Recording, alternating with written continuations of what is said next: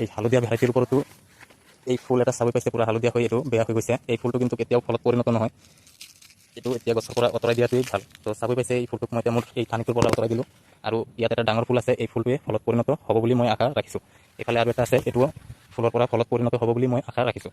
তো চাবি পাইছে এই হালধীয়া ভেৰাইটিৰ ফলটোও পূৰা কালাৰ আহি গৈছে। তো এইটোকো মই আজি হাৰ্ভেষ্টিং কৰিম আৰু ঘৰত লৈ যাই কিমানখিনি ওজন হৈছে এইটো আপোনালোকক দেখুৱাম। আৰু যদি টেষ্ট কৰিবৰ কাৰণে আজিয়ে কাটো, তেতিয়াহ'লে এই ভিডিঅ'ৰ লগতে আপোনালোকক এইটোৰ এই হালধীয়া ভেৰাইটিৰ টেষ্ট ৰিভিউটো জনাম। তো বলক এতিয়া মই এইটো হাৰ্ভেষ্টিং কৰোঁ, আৰু সেইফালে মই যোনটো দেখুৱাইছিলোঁ ক্ৰছব্ৰিড ভেৰাইটিৰ সেইটোকো হাৰ্ভেষ্টিং কৰোঁ বা গছৰ পৰা ছিঙো। গছৰ পৰা কাটি লোৱাৰ সময়ত পাৰিলে অলপ এই চামৰাটো লৈ লোৱাৰ চেষ্টা কৰিব, নহ'লে জল্দি ফাংগাছ লাগি যোৱাৰ চান্স থাকে। যিমান আপুনি চামৰাটো লৈ পেলাই কাটিব, তেতিয়াহ'লে ইমান বেছি দিন এই ফলটোক ষ্ট'ৰ কৰি ৰাখিব পাৰিব। এইটোৱে ফাইদা বা বেনিফিট।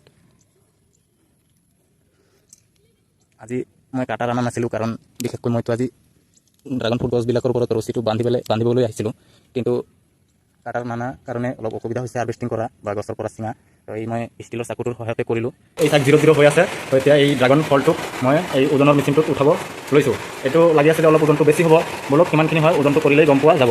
তো এই ওজনৰ মেচিনটোত মই ইয়াক উঠাই দিলোঁ, আৰু ইয়াৰ ওজনটো ওলাইছে 220 গ্ৰাম। চাবই পাইছে ইয়াৰ ওজনটো 220 গ্ৰাম ওজন ওলাইছে।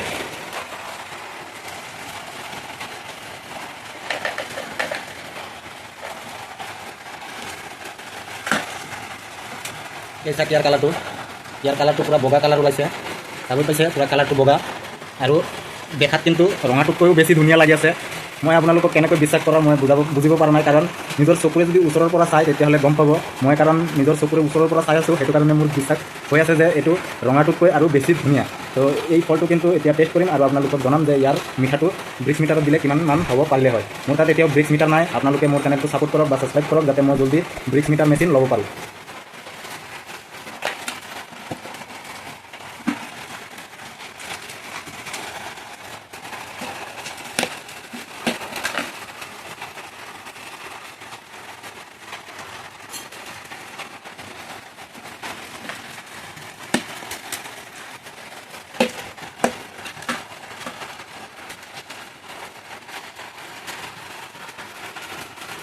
বলক এতিয়া এইটো টেষ্ট কৰোঁ, আৰু কেনেকুৱা লাগি আছে মই আপোনালোকক জনাওঁ।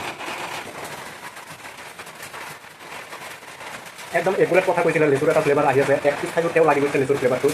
আপোনালোকে যেতিয়া নেকি খাব তেতিয়া নিজে গম পাব যে হয় এই কথাটো ব্ৰিক্স নিচিনা ফ্লেভাৰ বা সুগন্ধ এটা পাৰফিউম এটা আহে। আৰু বিশেষকৈ ইয়াৰ যদি ব্ৰিক্স মিটাৰত যদি মিঠাটো আমি মাপোঁ, তেতিয়াহ'লে কিন্তু 14ৰ পৰা 15 হ'ব, তাতকৈ বেছি নহয়। ইয়াৰ কিন্তু ৰঙাটোতকৈ মিঠাটো অলপ কম আছে, কিন্তু ফ্লেভাৰটোৰ কাৰণে খাবলৈ বহুত ধুনীয়া লাগি আছে। এই যিমানখিনি আছে এইখিনিও শেষ কৰোঁ খাই পেলাই, আৰু ভিডিঅ'টো ইয়াতে সমাপ্ত কৰোঁ।